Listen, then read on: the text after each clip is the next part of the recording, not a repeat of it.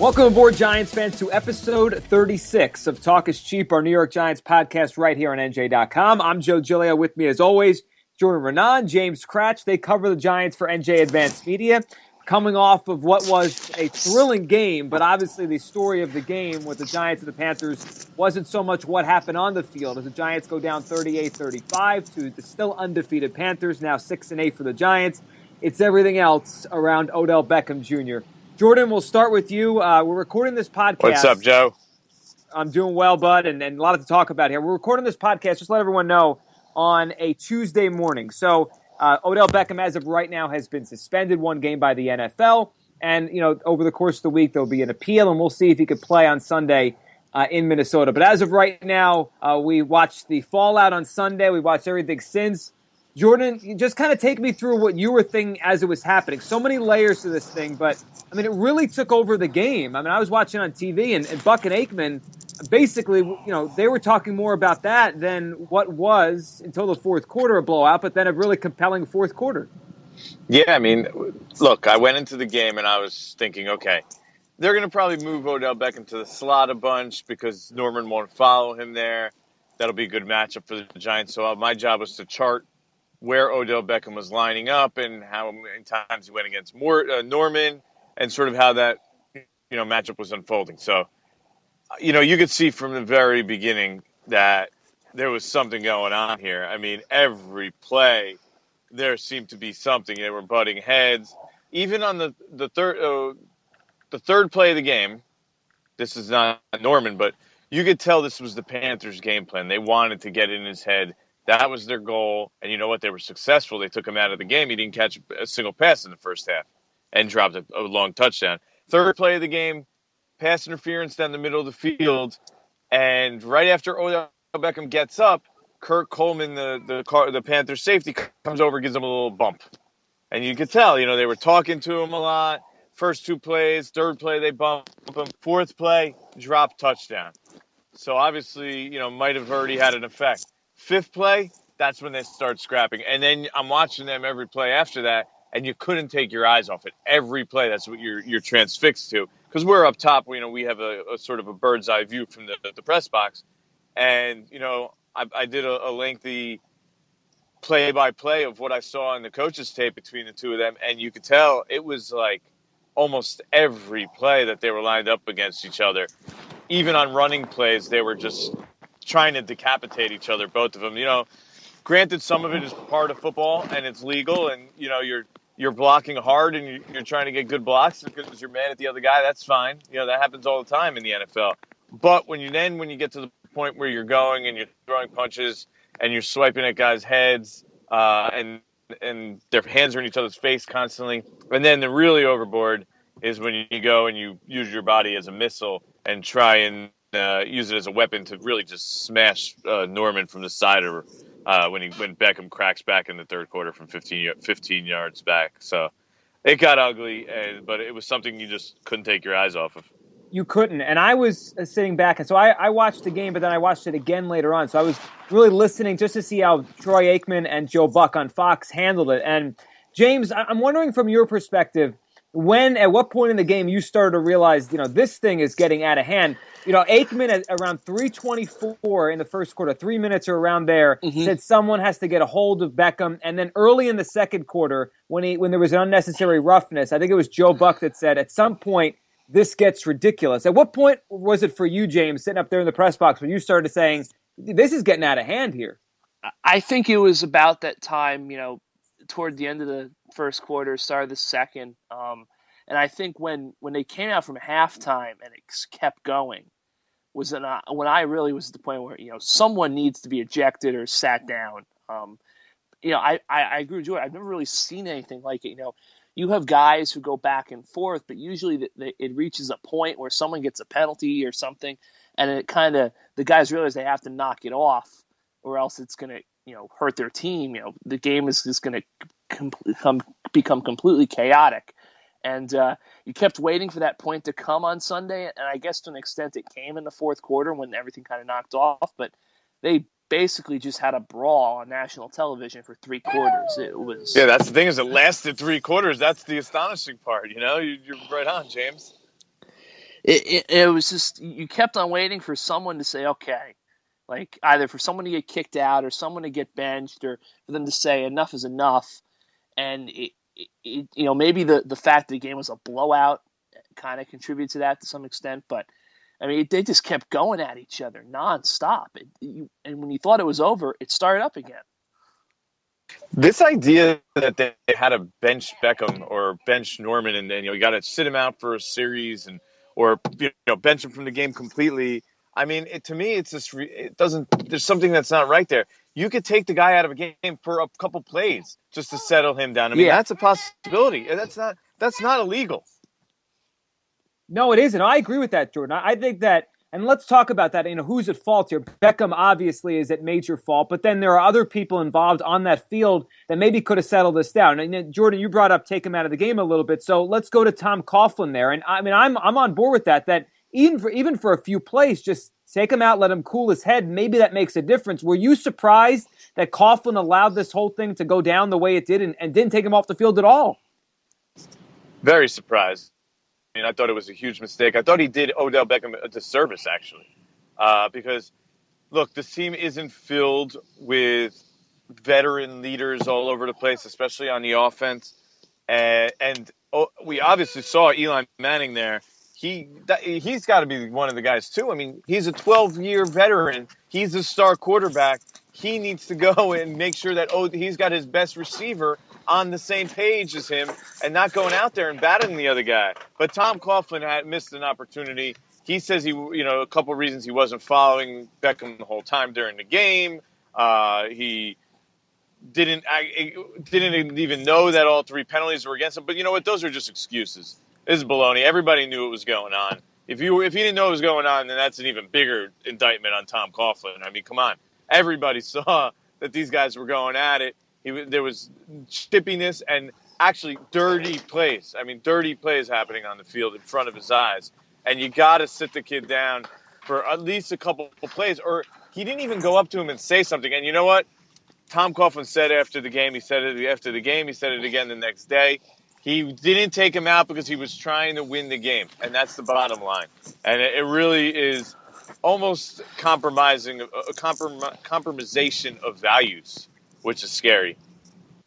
Yeah, it is scary. And, think back to what Tom Coughlin said when he was first hired about pride and professionalism and all that kind of stuff. And then, for one game, albeit a big one, but for one game, it seemed like he let all that go out the window. James, did it surprise you how Coughlin handled all this, from Sunday and then really all the way through this week, the way he talked about what he did on Sunday?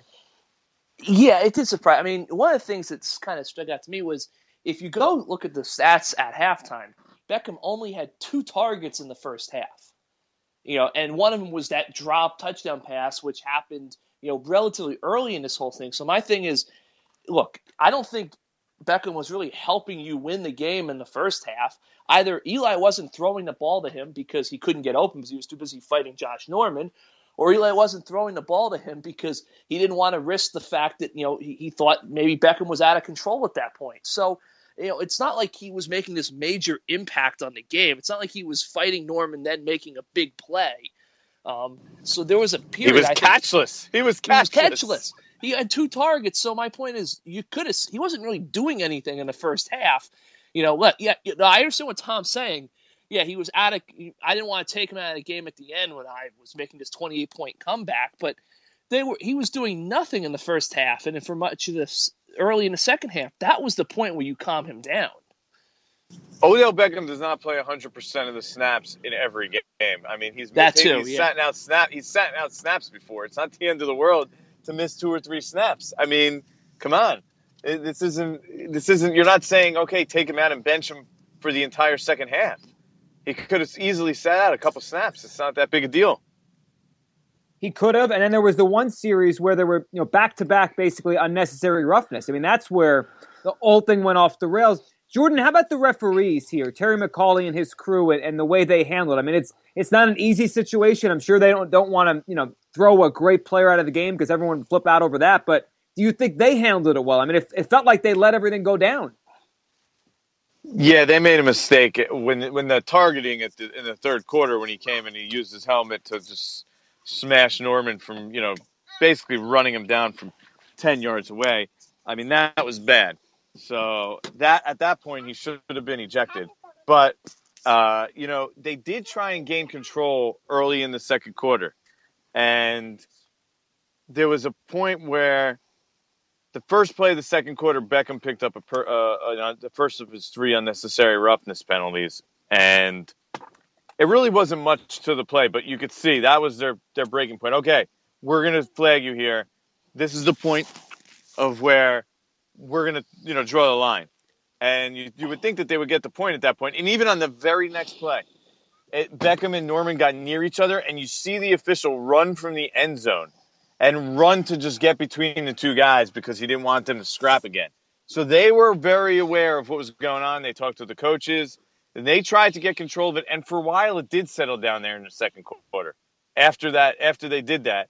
But then it just boiled back up again. So I'm not going to say they did an awful job in retrospect when I went back and looked at it, because they did try and grab control. Now, they had an opportunity. Maybe you could say they did it too late, because there was opportunities in the first quarter for them to grab control of the game. And instead, they went and talked to the coaches instead, and that obviously didn't work either. No, it didn't. And Beckham was just out of sorts. James, you were mentioning it with, nothing in the first half. And, I mean, there was one play I can remember. I'm trying to remember when it was in the game, but there was one play. The Giants were in Panthers territory, and Eli looked to Beckham, and he wasn't even turned around looking for the football. He was just engaged with Norman. Mm-hmm. Eli did find another receiver for a catch and I think a first down the play, so it didn't kill them. But, I mean, a lot of the talk this week has been about, Beckham, he wants to win, and he wants to do good for his team, and he just got out of sorts. But to me, I mean, he was hurting his team. Forget all the stuff that he did wrong and unsportsmanlike stuff and all that. I mean, for the first 3 quarters, I think he was hurting the Giants because he just wasn't engaged in the game. No, I agree with that. I just think, even some of the Panthers said this in the locker room after the game, in their locker room, the whole Norman Beckham thing just sort of hijacked the whole game. It was almost like it was a 10-on-10 football game, and then these 2 guys were on the side having a brawl, basically. You know what that is, James? You know what that is? That's exactly what the Carolina Panthers wanted. Exactly. No, I agree. No, they did. I mean, if that was the plan, and that probably was their plan, they did a great job because they took the Giants' best weapon straight out of the game. And the crazy thing is, if Beckham catches that touchdown pass, he would have had, I forget how deep that, I mean, he would have had over 100 yards receiving on, Norman.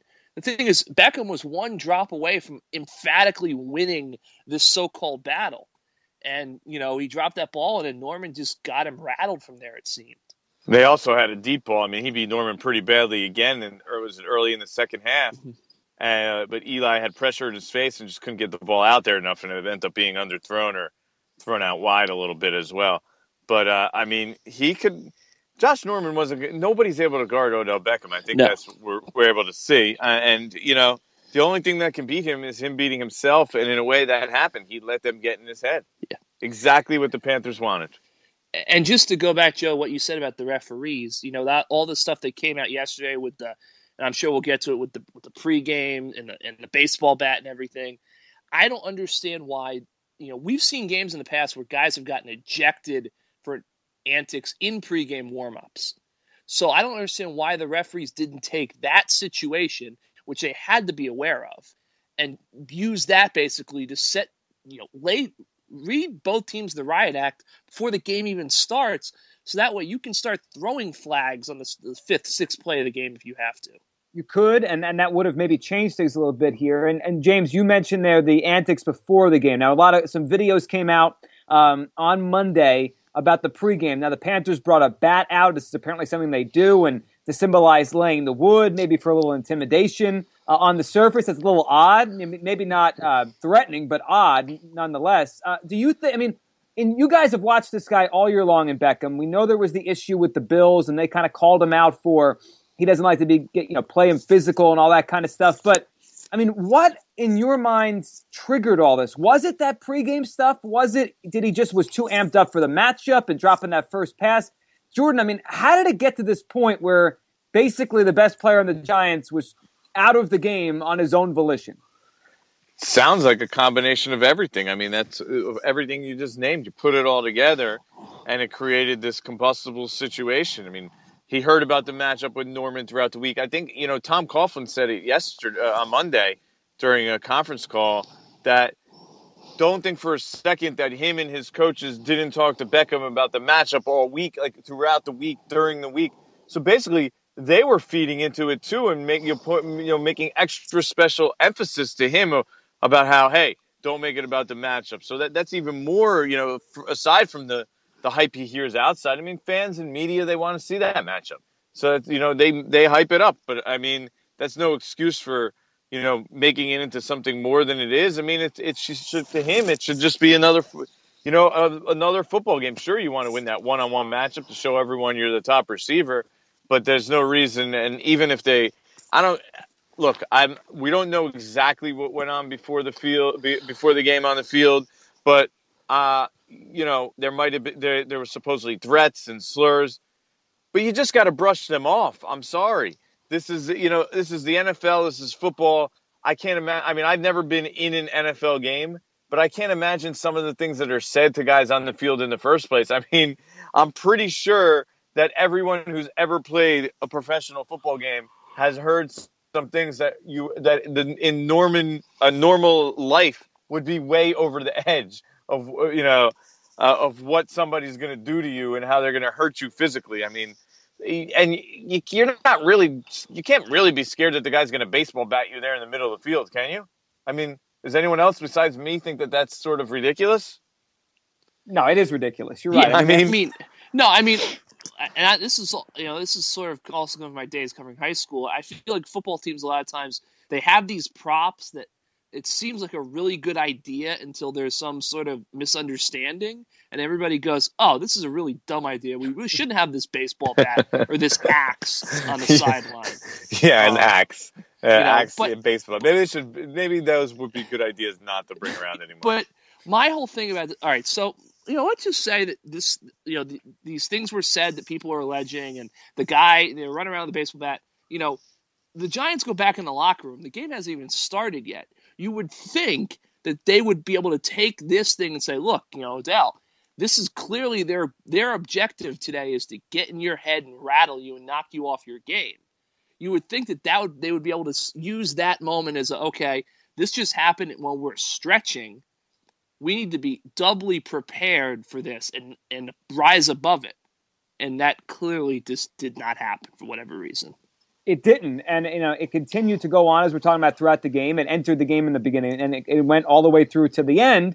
And now Beckham is going to serve, or at least has been hit with a one-game suspension by the NFL. Based on everything you saw, Jordan, both live and then, like you said, going back and watching again, and then putting the piece up on NJ.com about what you saw on a second view, do you think Beckham deserved the one-game suspension? I didn't need to see the second view. That one hit in my mind. I mean, when you combine it with all the other plays, it's deserving. I mean, you can't go and come on a 15-yard run and slam and jump, leap, launch yourself at a guy. He was clearly in the air, and he hit him helmet to helmet. Ended up hitting him in the head, even if that wasn't the original intention. You never know because guys move and duck and. It's really I find it hard. Picking a target is actually pretty hard when you guys are moving this fast. But the fact that he did do that play was just egregious in my mind. And there was all the other stuff. I mean, all the other stuff. It kind of happens. It happens throughout football games all the time. But when you put it all together, and there's 4, 5, 6 of those incidents in one game, it's definitely overboard. But I also will say that when I went back and looked at it, I didn't see as much as I thought we were talking about before of Odell kind of, being off his game completely and not running his routes. I mean, it was mostly on the running plays that I saw where the two of them were just going to go at it every single running play. The passing plays, he was running his routes and he didn't really seem to be too distracted until the end of every passing play when the Panthers made sure to give him a little bump at the end. But that was their game plan, and they fell right into it.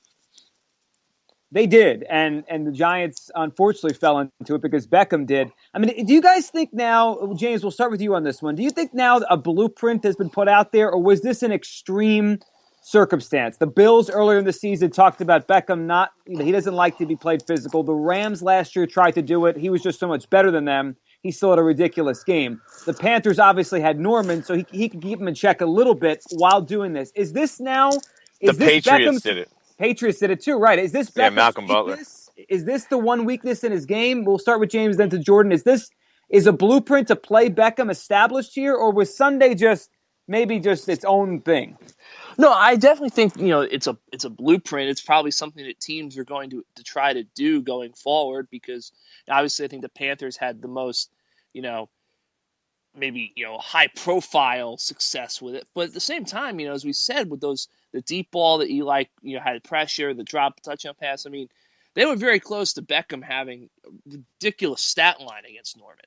So I think it can work and it can be a blueprint, but at the same time, no one really can stop Beckham except Beckham.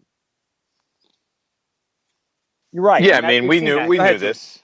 Yeah, we knew Yeah. this. I mean, you knew. I mean, I watched the Dolphins game last week, and I even tweeted something out about this. Before this week, it's like the Dolphins were playing 8 yards off Odell Beckham. I mean, Brent Grimes had no chance. If you're not going to get physical with this guy at the line of scrimmage, you're not going to have any chance to stop him. It's that simple. Now, does it mean you have to get in his head and force him to commit unnecessary roughness and personal foul penalties?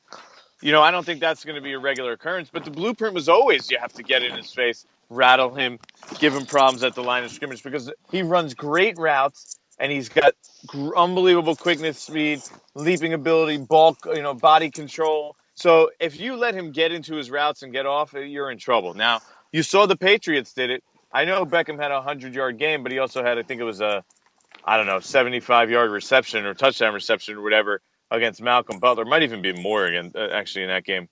So they did a really good job of shutting him down aside from that one play. But that's the thing. He could always hit that one play. And even if you hit him at the line of scrimmage, that one play is still going to be there. So teams are going to do this. Teams are going to try and replicate it. I think they're not going to take it to such extremes as the Panthers did, because not everyone – I mean, I've heard a lot about Josh Norman in general, and he's a pretty – I don't know. He's pretty much out there anyway, not the smartest guy in the world from what I've been told. So, not everybody's as crazy and out there and wild and as Josh Norman. So the exact tactic is probably not going to be the case going forward. But the general idea of getting him at the line of scrimmage is certainly going to be there every week now, more than before even.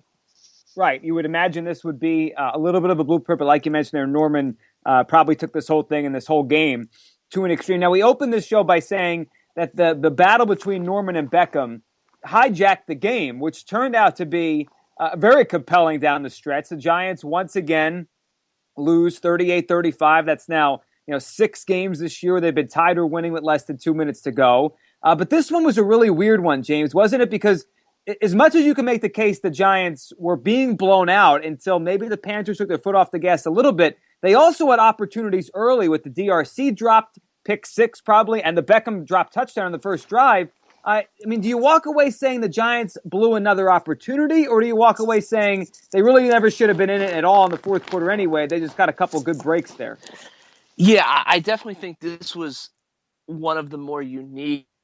I think for the most part, all the losses they've had, with the exception of the Eagles game, have kind of been that separate that they blew it category. I don't really think they blew this game. I think that they got hammered by a much, much, much better football team for most of it.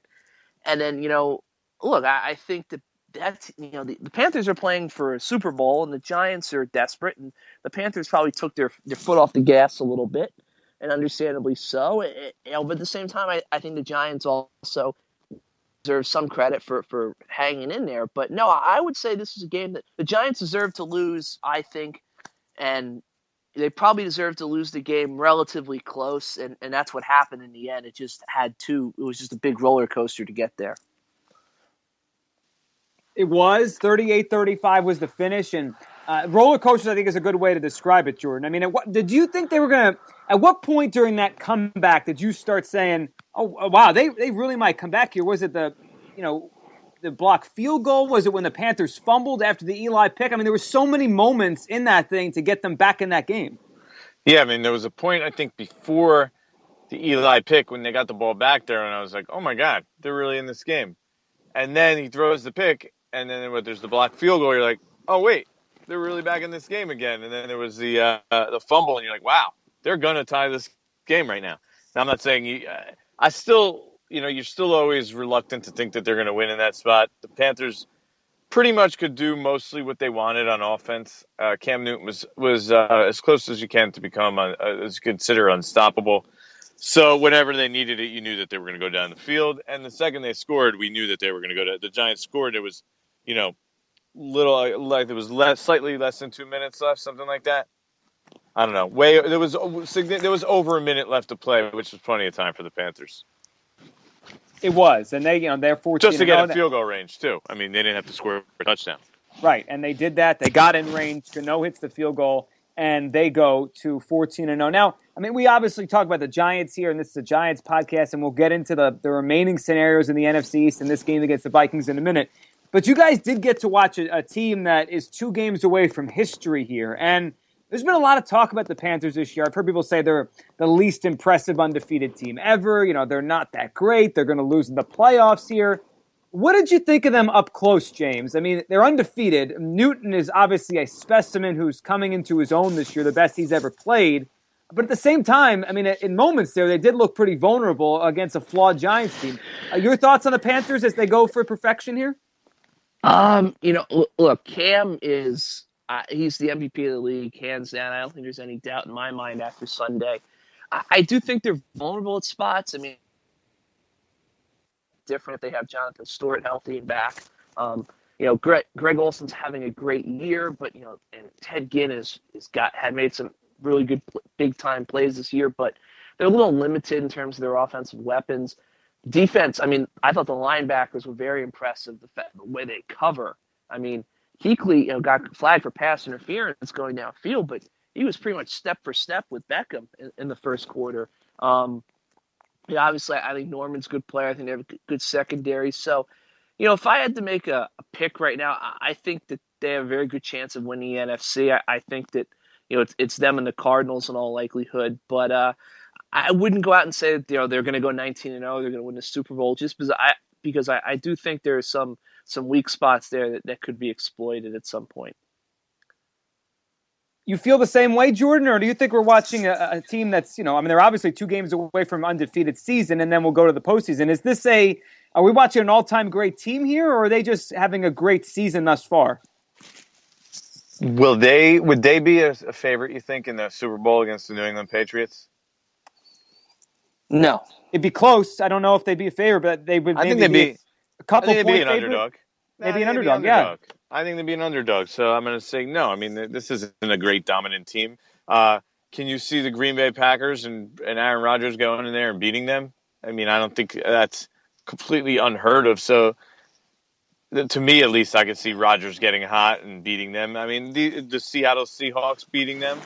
I mean, Arizona, throw them in there too. I like Carolina, but you're talking about, are they all-time great 19-0? Do I see them just running through teams? I mean, there's a lot of teams that I could see them losing to, and I wouldn't be surprised. So I'm going to say no. I mean, I love the way Cam Newton's playing. He was on my fantasy team, by the way, not that anybody cares.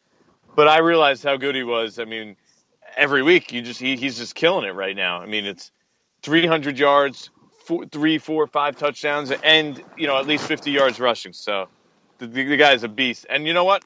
I saw him this was the first time I ever saw him in person. And maybe I did last year. I don't know if he was in the Pro Bowl or not. But anyway, I didn't notice because you don't really watch the Pro Bowl.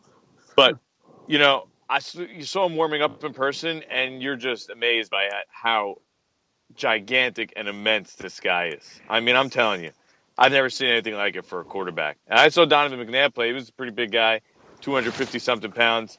I've seen Dante Culpepper, another big guy, but they're not as big, tall, and just imposing as Cam Newton is. I mean, that guy's a beast. And it almost feels like he's indestructible. I mean, he took some big hits from the Giants. Ayers had a big game. JPP played probably his best game. There was the one where I think it was Cullen Jenkins hit him right up by the chest, and he looked like he was hurt. But I mean, Cam's not a guy that just runs around and tries to slide. I mean, he takes a lot of hits, but it almost feels like you can't hurt that guy either, which is, for most quarterbacks that run, you worry they're going to get hurt. I never really think about that with Cam because he's so big, like you were saying. The benefit of being 260 pounds in a quarterback.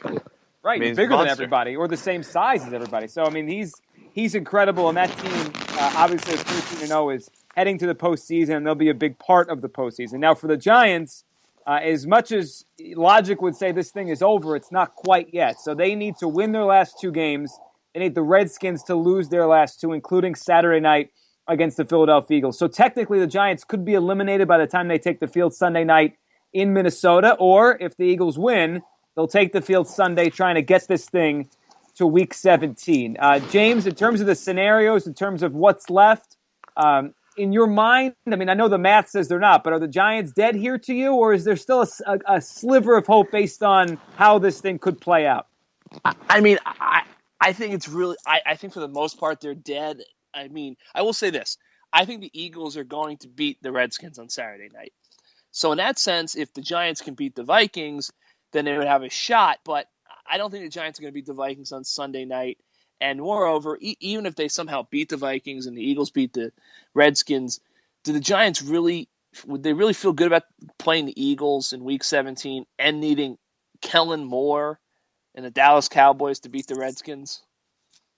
Probably not. I mean, no. that would take all that, but I can't imagine they feel good about it. Especially they don't beat the Chip Kelly Eagles for one reason or another. And for that reason, dead. They're dead. I mean, look, I think they'll still be alive when they take the field on Sunday night, but I don't think they'll be alive when they wake up Monday morning. Yeah, there's just too much. I mean, the Giants have to win 2 tough games, first of all. And even with Odell Beckham, they're significant underdogs in Minnesota. Without Odell Beckham, I mean, they're gigantic underdogs on Sunday night in Minnesota. And that's not even saying that that's without even touching on all the other scenarios they need. So to me, dead. I mean, their chances of making the playoffs, in my mind, are probably somewhere in the less than 10% range. Yeah. Plus, this is a Vikings team that I believe can still win the NFC North. So, it's going to be at home on a Sunday night. They're going to the playoffs for the first time in a while. Really good defense that's getting healthy at the right time. The Giants are probably not going to have Beckham. If the Giants win on Sunday night, it'll be an accomplishment.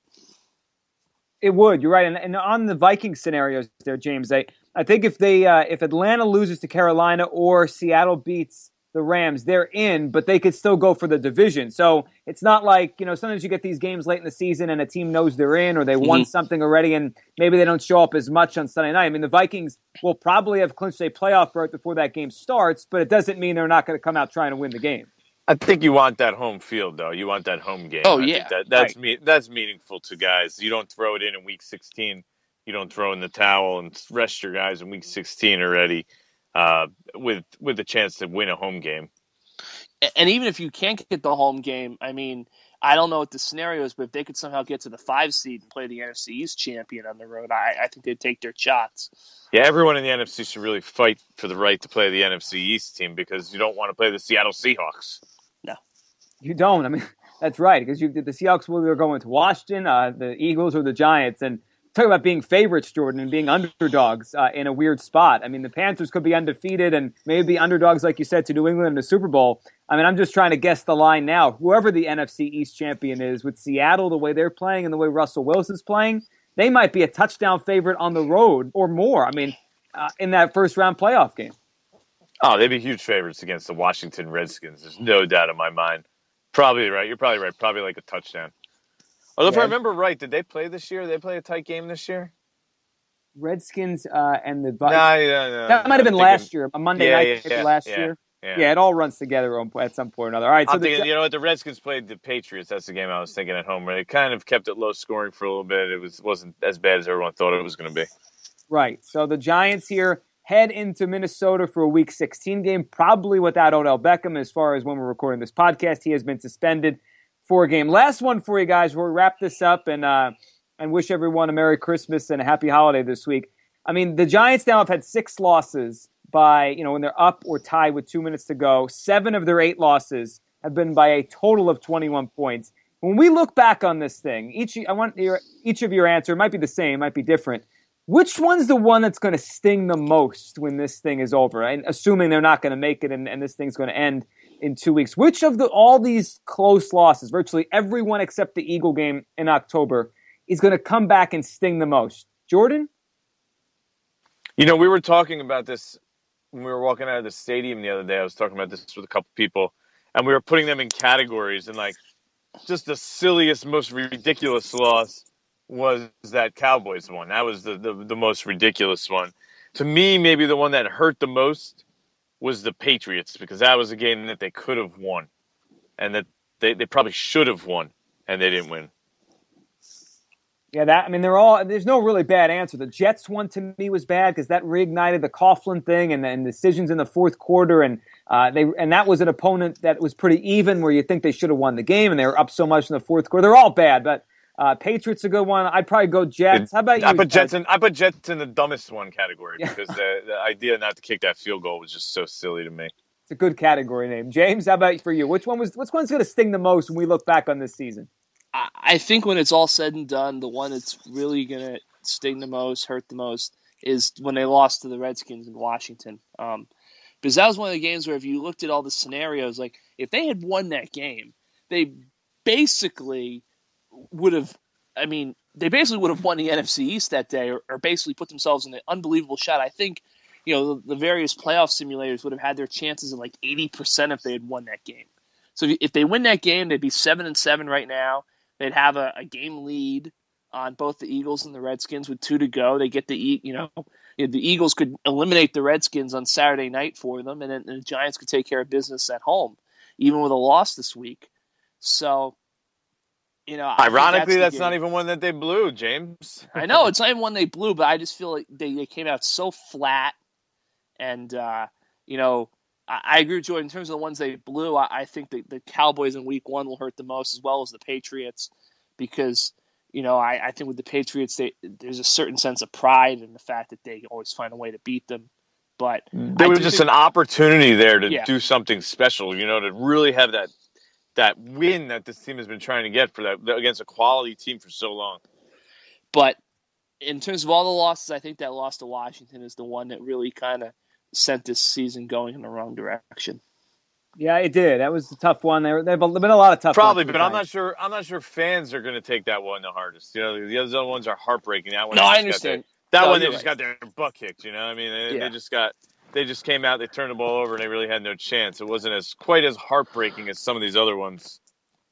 Yeah, that one was probably more frustrating for fans than heartbreaking like these other ones. They all have their own separate category or own separate word you can associate with them, but they add up to a 6-8 record. The Giants in Minnesota Sunday night. We'll be back next week to talk about that one and to see if there is a meaningful Week 17 game to preview. Then, guys, both have a happy holidays, whether it came or went, or Christmas is coming up for either of you. Have a good time, and we'll catch up next week. All right? You too, Joe. You got it, Joe. Thank you. Same to you as well. Thank you. Thanks, Jordan. Thanks, James. And thanks to all of you for listening to episode 36 of Talk is Cheap. Merry Christmas. Happy holidays. We'll be back next week after the Giants and the Vikings do battle on Sunday Night Football right here on NJ.com.